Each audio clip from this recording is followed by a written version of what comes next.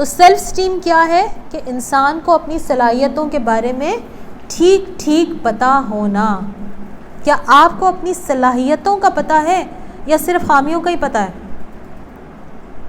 ہم میں سے بیشتر لوگوں کو خامیوں کا ہی پتہ ہوتا ہے زیادہ تر.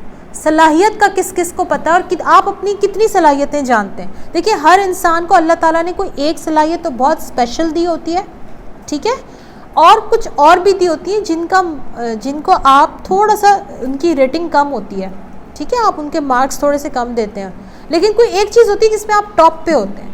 تو کیا آپ کو اپنی وہ ٹاپ کی صلاحیت پتہ ہے؟ ایک بات. اور اس کے بعد آپ کو اپنی جن کی رینکنگ کم ہے وہ بھی آپ کو وہ 3-4 صلاحیتیں معلوم ہیں؟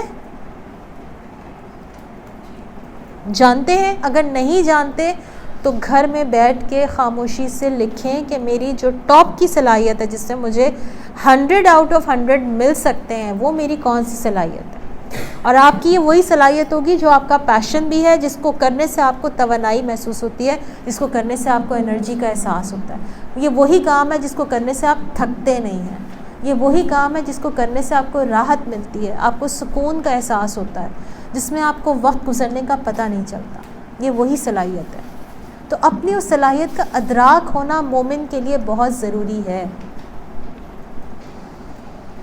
خوبیاں تو ابلیس میں بھی ہیں. کیا خوبی ہے اس میں؟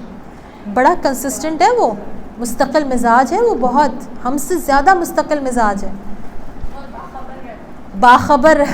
باخبر ذرائع ہیں اس کے، باخبر رہتا ہے. جیسے وہ کہتے ہیں نا قرآن میں کہ میں اب تیرے بندوں کو اوپر سے بھی بہکاؤں گا، نیچے سے بھی بہکاؤں گا، دائیں سے بھی آؤں گا، بائیں سے بھی آؤں گا، سامنے سے بھی آؤں گا، پیچھے سے بھی آؤں گا.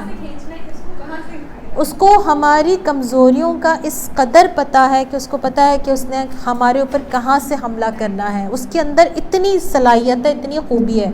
تو ہم تو اللہ کی اشرف المخلوقات ہیں، ہمارے اندر صلاحیت ہوگی لیکن ہم نے اس کو پہچانا نہیں ہے. وہ شیطان ہو کے اپنی صلاحیت کو استعمال کرنے سے ہچکچاتا نہیں ہے برے کام کے لیے، اور ہم انسان ہو کے ہچکچاتے ہیں.